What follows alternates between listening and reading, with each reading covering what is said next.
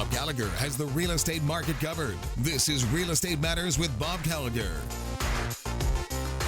Welcome back. You're listening to Real Estate Matters here on the Money Matters Radio Network. I'm your host, Bob Gallagher, joined in studio by my co-host, Peter, and our special guest for the first segment today, Debbie Schradieck of RE/MAX in Westboro. How you doing, Debbie? I'm well. How are you? Very good. So we're bringing the show to you here right in the middle of the winter wonderland that is Massachusetts. Under what?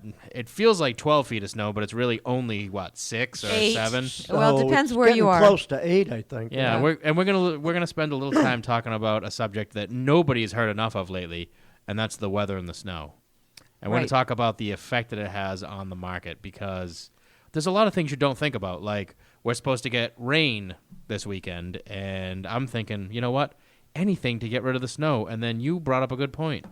Rain is not your friend this weekend. No. Because with so much snow already on people's roofs, if it rains on top of that, all it's going to do is add a huge weight load that's going to potentially cause more roof collapses, unfortunately. Yeah. Can you imagine if you have a flat roof, you better get up there and shovel it off. Flat roof is the biggest danger going, and so those should already be done at this point after all the snowstorms we've had. But certainly if they're not right now, that needs to be a priority. Yeah. And a lot of people that live in multifamilies, especially like the 3 tenements, almost all of those have flat roofs. Yeah. Yeah, the old style ones. The old style no ones, question. Just on the news the other day, they were at a condominium project, and they had snow blowers up on the roof, snow blowing the snow off, and they had already shut down at least one of the buildings. Well, I wonder if they have to do the same thing like in downtown Boston and the surrounding towns where you get all those skyscrapers. Those things can only support so much weight before it starts to become a problem. Fortunately, the wind has helped out in some cases. That's a I good think, point. especially in coastal areas, they've had a lot of wind that's blown the snow off the roof. But certainly, you're right. It bears watching. You really need to take a look at that. And I was telling Debbie earlier that we got lucky where I live in Bolton, because we have our house is up a little bit over the rest of the houses, a little bit of an elevation. It's not much. But it's like we built our house in the middle of a wind tunnle. So when we got that windstorm last weekend, that's good. When we went to bed at night, or when we came back to the house that night, I think it was Saturday, the house was, we have a steep roof, and I could not believe how much snow was sticking to it, and I was starting to get worried that we'd have to have somebody rake it off. The next day, almost nothing. You could see almost all the entire roof. Perfect. Because it all got blown off. Of course, the downside, which I also told Debbie earlier, is that unfortunately, the cover to our underground gas tank was, even though we had a marker on it, was buried in a 6-foot snowdrift. So when the gas company came to refill us, they could not find it. So I spent about an hour and a half shoveling a path, which, by the way, is only about 10 feet off the corner of my house. But when you don't know which particular area off the corner of your house, there's a lot of like a needle in a haystack. Yeah. So let me make my little pitch here for the oil truck drivers. Yes. If you have oil heat, you need to shovel a path to your fill so that the oil man can get there. You think about the fact that some of these guys are delivering to 25, 35 homes a day, and they've got to maneuver a big, heavy truck up your driveway. So plow it, sand it, and shovel them a path. Yeah. They will appreciate it. Yeah, and we, of course, didn't know that the gas company was coming, and when they came, he said, I'd love to fill up the tank, but he got to shovel a path. And I didn't even think, what I was thinking was, man, why don't they just have like a big snowblower attachment that comes off the back of the thing and mow out a 6-foot path off the back of the house? Because then they could only get 12 deliveries done in a day that's a good point, instead of 20. Yeah, they'd have to come down your driveway with a semi. It's really all about time, because people are burning through oil and gas right now at a much higher rate. And one of the problems this winter has been not just the snowfall, but the cold temperatures. So and the wind. The wind, it feels like it sucks the heat right out of your house. That's right. So people are cranking up the thermostat. They're burning more fossil fuels, and as a result, they need oil delivered more frequently. And that puts a real load on the deliveries. I'll tell you where we all lucked out, though, was with gas prices this year. And oil prices. Both down. Well, no, gas is actually up a little bit, but oil is really low. Well, we have propane. So our propane is more in the category of oil. We heard from some people in our neighborhood last year that they were paying almost as much as oil. That's right. The problem is that propane's not quite as efficient as oil, so you don't get as much. Well, it's more efficient, but you don't get as many BTUs out of it. Okay. So you have to use more to generate the heat. Yeah. So you technically were paying more than oil last year. Wow. So we basically saw our fuel bill get cut in half. Nice. Too bad your electric bill went up 37%. That's a good point. But I'll tell you know what? We did that. We signed up for one of those, I think it was Viridian Energy or Yeah. something like that. How'd that work for you? So it went up, I think, 12%, or it basically went up half as much as what everybody else's did. Yeah. So, I wondered if those were legitimate. I've had a few people call me, and I'm not educated enough to make the decision. I wasn't either, but I figured, you know what? If it's a half the increase of everybody else, I'll Yeah. roll the dice. Because the reason I did it, and I don't know if it's still open or not, the worst case scenario is you had to pay $50 to get out of it. So I figured it was worth the $50 risk. Yeah, that actually Yeah. is. Yeah, that's decent. Yeah. Yep. But the electricity going up is, they have a huge fuel fee that they charge you. Well, here's the thing that And if just... fuel's going down, why are they charging it? Well, here's the crazy thing is that the reason that they were projecting this increase is because a lot of the plants around our area use natural gas to generate electricity. Well, I guess they didn't bother to lock in the prices. Now, you would think somebody that's going to use that much fuel is going to lock in prices, but I guess fuel companies don't do it. Sounds like an excuse to have a rate increase to me. Exactly. It's like Exactly. the gasoline companies. They suddenly have to jack it up at the start of the summer every single year Well, that's the thing. I mean, when people are going to do the most driving. right. In October, when they announced the change, before oil prices and gas prices changed, they said, well, we have to do this because gas is going up. We didn't lock in prices, so it is what it is. So then the opposite happens, and prices drop like a rock, yet our electric bills don't change. Look for a news article in the spring about record profits for Oh, absolutely. the electric companies. Absolutely. Yep. Because they got the state to allow it. They Yep. pass it on to us. Yep. And do you really think they're going to give that money back to us? No. I don't see Oh, it you'll happening. never see it. Nope. And here's another thing that we'll be hard-pressed to see is getting them to drop the cost of the energy to match what has happened to fuel prices. Right. Because in my opinion, this is all happening because the government, well, the people that are in control of our government right now want green energy, so why not make the rest of us pay extra for fossil fuels? Ah, Yeah. What yikes. a pain. What a pain. So getting back to real estate. Yes. Debbie Schradieck is here with us, so if you're listening and you're thinking about buying or selling a home, you definitely want to give Debbie a call. She's one of the best, especially in the Metro West area. And Deb, which areas do you cover?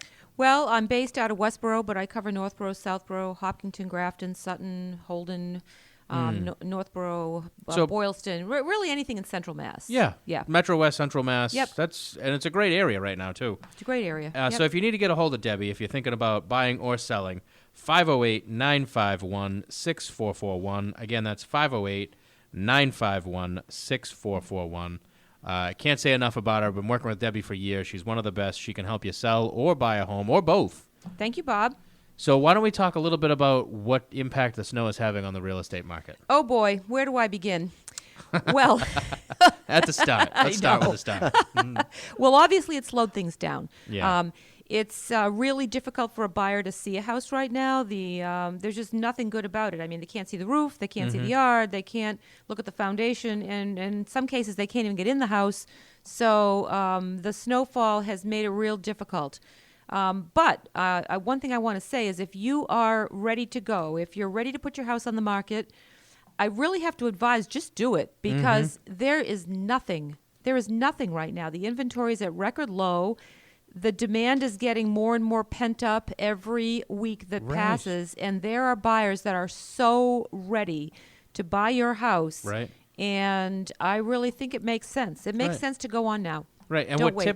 typically happens in the winter, especially when you get a ton of snow, is nobody wants to sell and nobody wants to buy. So there's kind of a little bit of balance That's there. what's happened in Yeah. the last couple months, and it's actually not Well, I think unusual for December and January. it's not, but I think what's been unusual for us is nobody's wanted to sell since the snow started coming. Right. But the buyers have not stopped. I mean, we're No. getting people calling us like crazy saying the second houses come on the market, I want to be qualified to buy, so please get me my approval letter. Well, it's partly the result of cabin fever because buyers are stuck in the house, Mm-hmm. and what do? They surf the internet, they go to the websites, That's a good they point. research the inventory, they Yeah. take the virtual tours, they do all their home buying research Mm-hmm. when they're stuck in the house, and the minute something good comes on, they're actually educating themselves at this point without ever even getting into anything. Right. So it makes them ready to go. And here's another a new thing we're seeing this year that, frankly, we didn't even see last year when things were a little crazy.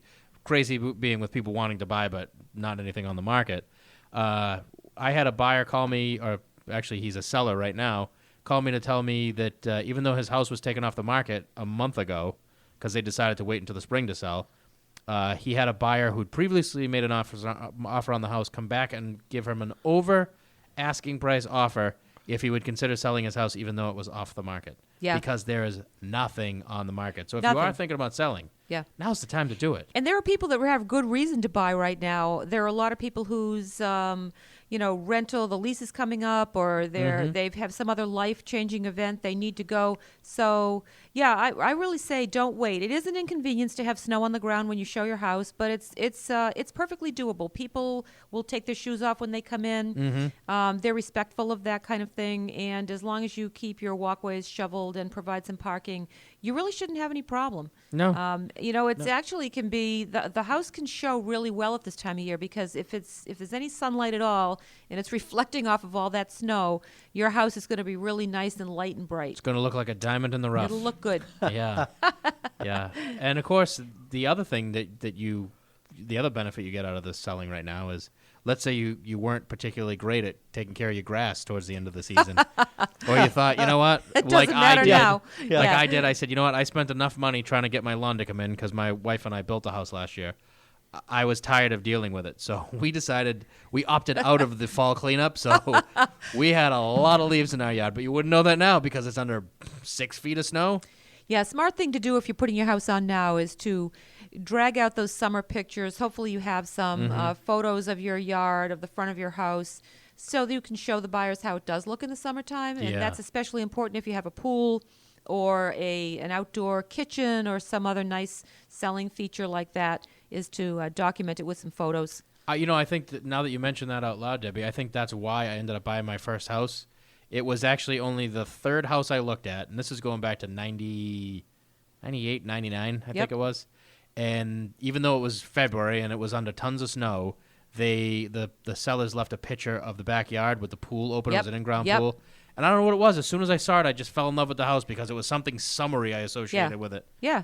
It takes the mystery out of it because buyers won't make an offer if there's too many unknowns. And I think that's one of the challenges at this time of year, is to give them the information they need. If you know the age of the roof, it's really important to have that down because they can't see it. That's so true. you got to give them the information. Well, the internet pushes these buyers along because through the internet you can get pictures of it through Zillow or any of those Trillio, websites. And see what the house looked like and what the street looks like. That's right. So the buyers are doing the research, and that's one reason why they will buy right now. That's right. They will buy because they can get do that know what information. they're getting. Yep. Yeah. So it's exciting, and I'm going to ask you a question I've been asking some other agents that have been on the show. What do you see happening once the snow, I won't even say melts, but once it stops snowing 1.5 feet every 3 days? So once we go for a couple of weeks without snow, what do you think is going to start to happen? Mayhem. Really? Oh, yeah. It's going to go from 0 miles an hour to 90 in a matter of days. I think it'll just break wide open because, first of all, it kind of happens like that every year anyway. You just you work into it a little more slowly some years than others. But this year I'm sensing that it's going to be crazy. And like a dam breaking open almost. Like a dam breaking open. There's going to be just a real flood. And as soon as the listings start coming up, it's just going to be like popping popcorn. It's all I gonna go. absolutely agree with the pre-approvals that we've seen buyers out there actually looking or preparing to look. I just can't imagine when the snow melts what's going to happen. If you're a buyer, get out there now. That's my advice. Because the longer you wait, the more competition there's going to be for every single listing. You're going to find yourself in a bidding war on Sunday night, making an offer that's well over asking, and all that kind of stuff that we've seen before. So even if you can just find a good realtor right now, get yourself pre-approved, get yourself educated, get your ducks all lined up in a row. And then that way, when inventory does start coming on, you'll have everything ready to make that offer and get it accepted. And I feel, and I'd like to get your thoughts on this too, I feel like this year is going to be the year where we actually have a lot more inventory come on. Because I think last year, people were kind of almost in shock that all of a sudden their houses were worth enough where they could actually sell. Exactly. And a lot of people that we've talked to have said selling a house is psychological, especially if you've been there for a long time. Oh, very much You so. have to mentally prepare yourself. But once you get to that point where you've been thinking for a year, well, we can move, then all of a sudden it starts to be, okay, let's do it. Let's move. Well, also, the other thing is people have to prepare the house itself. And you're right. It takes a couple of years of a market changing for people to realize that values have come back. But then they look at their own house and they're like, we've got to get rid of the wallpaper. We've got to refinish our floors. We've got to clean out our junk. And so maybe they didn't get to it last year, but they know they needed to do it. There's a lot more awareness right now of how important it is to stage the house and prepare it for the market. And for some people, that process can take a few weeks, and others need years. Yeah. So I think that we will see people who maybe thought about it last year, didn't quite get around to it, but will come back this year and do it. They know the conditions are right. Yeah, absolutely. And honestly, the spring might be a little bit messy mud-wise, but I really think that once the snow stops, again, not even melting, once we have a couple of weeks without a crazy snowstorm, I think people are going to fall back into the spring mindset again, because we were there in January. I mean, we had a lot of people telling us that. Yeah, we were. It almost got started. Well, yeah. it really, we actually had a lot coming on the market in January because we had no snow up until, the 27th? Yep. So people were in that mindset. It was like, maybe spring is here. Let's list a house. And actually, cousins of mine listed their house, sold it and now they put it on the market right after this because they decided to sell it, put it on the market the week we got all the snow we got dumped on. They still sold it after the third snowstorm. It was only on the market 5 days. They sold it over asking price with like 5 offers. It's crazy. But do they have a house to go to? They don't. That's the problem. They don't, because there's nothing on the market. out there. Right. Nothing on the market in the towns they want to go to. So I want to give out your contact info again. It's Debbie Schradieck at Remax in Westboro. It's 508-951-6441. Again, it's 508-951-6441. We'll also post Debbie's information on our website, which is rossmortgageco.com. Debbie, thank you again for being on the show. Thank you. And we'll have you back again soon. We'll be back with more Real Estate Matters after this.